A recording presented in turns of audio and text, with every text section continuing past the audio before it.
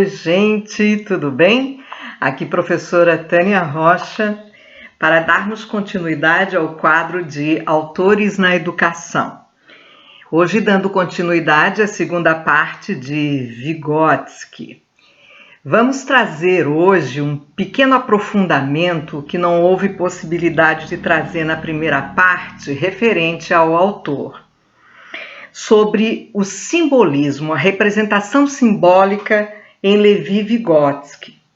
Então, Vygotsky sempre trazendo a interação social, a linguagem como construtora de cultura, assim como desconstrutora da mesma, podendo ter, portanto, essa cultura uma série de representações simbólicas, sobretudo para a criança, né, que está ainda com um pensamento em processo de potencialização em termos abstrativos.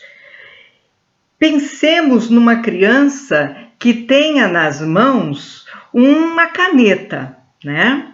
Esta caneta, para essa criança, pode ser um avião, pode ser um carrinho. Ela lida com essa representação simbólica, segundo a qual ela sai da sua realidade e ela pode brincar com esse objeto caneta, imaginando que esse objeto seja efetivamente o que ela gostaria que fosse. Vamos pensar num outro exemplo para ficar um pouco mais nítido. A cruz, né? A cruz. Geralmente as pessoas usam o simbolismo da cruz para representar N fatores, N conceitos, N ideias, né? Como, por exemplo, a cruz pode representar dor, pode representar morte, sofrimento, como pode representar aqui no Ocidente, onde vivemos, o símbolo do cristianismo. Então, dependendo do contexto cultural em que se está inserido, as representações simbólicas de determinados conceitos se diferem conforme as visões que as pessoas têm dessas representações. O que isso tem a ver com a questão do brincar? Né? Para a criança isso é muito importante e Vygotsky dá uma atenção muito especial para a questão da ludicidade, de jogos e brincadeiras. Uma vez que, ao brincar, a criança traz para esse contexto da brincadeira a sua própria realidade. Isso também é uma representação simbólica, mas isso é uma potencialização que, se bem olhada, por isso brincar em Vygotsky é coisa séria, né? Por isso que, se bem olhada, bem tratada, bem cuidada na criança, a gente consegue aprender muito vendo as crianças brincarem, porque ali, nas brincadeiras, elas trazem toda uma realidade que elas vivem. O adulto, ao contrário, se vale dessa representação simbólica, que para ele é uma forma de fugir da realidade, né? Então ele usa da brincadeira, ele usa do bom humor, não para falar da realidade, mas ao contrário, para fugir dela. Isso é um escape que o adulto tem, uma vez que ele também tem a possibilidade evidente de potencializar a sua imaginação, a sua criatividade, ele também é lúdico.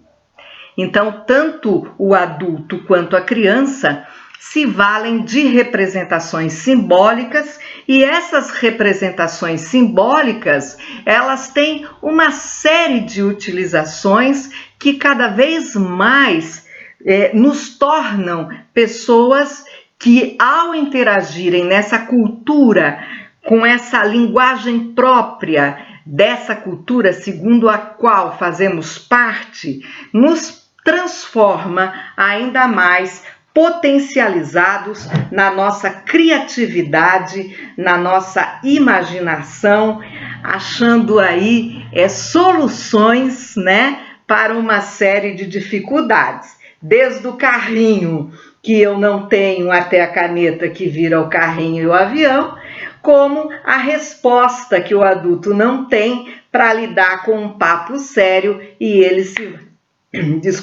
vale aí de uma brincadeira para escapar, né, desse problema. Então, o fato de colocarmos em ação as funções psíquicas elementares de uma forma desconfortável, saindo da nossa zona de conforto para buscar uma possibilidade de solução, ou seja, estarmos numa zona, uma outra zona de conforto, já com uma solução em mente, em andamento, nos faz com certeza potencializarmos as funções psíquicas superiores. E isso se torna cada vez mais interessante a partir do momento que interagimos com os diferentes de nós, que podemos interagir com aqueles que podem nos ajudar a alcançar essas resoluções que estão no cotidiano, que estão no dia a dia e que, na troca, no diálogo, na interação, as representações simbólicas culturais se encontram e nesse encontrarem-se podem com certeza potencializar ainda mais o cognitivo, potencializando, portanto, um pensamento mais abstrato em busca evidente de melhores respostas para os nossos problemas, para as nossas perguntas, enfim. Vygotsky tem duas grandes obras, né? Que é a formação social da mente e pensamento e linguagem. Em a formação social da mente, Vygotsky vai destrinchar muito bem a questão dos conceitos, os conceitos não científicos e os conceitos científicos. Vamos perceber na função social da mente que em Vygotsky a gente se desenvolve na medida em que a gente aprende, na medida em que estamos em contato com esse contexto interacional, com esse caldo cultural complexo e cheio de conceitos e de representações simbólicas. É também na obra Formação Social da Mente que Vygotsky deixa claro quais são as funções psíquicas elementares e as funções psíquicas superiores.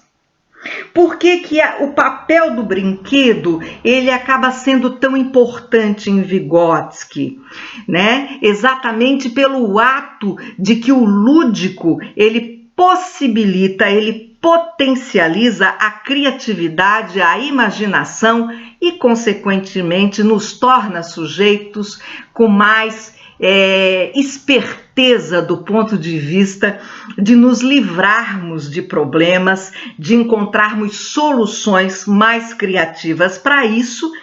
E para a criança, ela aprende brincando, pois ela potencializa o tempo inteiro, na medida em que brinca, exatamente essas representações simbólicas que ela imagina e cria frente ao brincar de casinha, por exemplo, né? Ao trazer para o contexto de brincar de casinha os papéis socialmente vividos por ela, né? O papel do homem, o papel da mulher, o papel social da mãe, o papel social do pai, tudo isso no brincar de casinha e ser olhado pelo professor é muito rico, porque além dela estar aprendendo e potencializando sua imaginação e criatividade, ela está demonstrando sua própria realidade. Por isso, ao contrário de Piaget, que traz, né, a abordagem de que nós nos desenvolvemos primeiro e depois aprendemos, Vygotsky diz que é o inverso. Nós nos desenvolvemos na medida em que aprendemos. Portanto, em Vygotsky, a aprendizagem vem primeiro. Outra coisa muito interessante é a questão mesmo do simbolismo, daquilo que tem significado nessa aprendizagem capaz de nos fazer cada vez mais imaginativos frente ao que seria, né, determinado objeto, o significado de determinada coisa em dada cultura. Isso, na formação social da mente, esse processo lúdico, esse processo em que nascemos com as funções psíquicas elementares, passamos através dos desafios vividos e nossas experiências culturais e linguísticas, provocativas, mediadoras, né, para a zona, portanto, de desenvolvimento potencial, em que essas funções que nascem conosco, no biológico, no nosso organismo, se potencializam e nos tornam cada vez mais sujeitos inteligentes.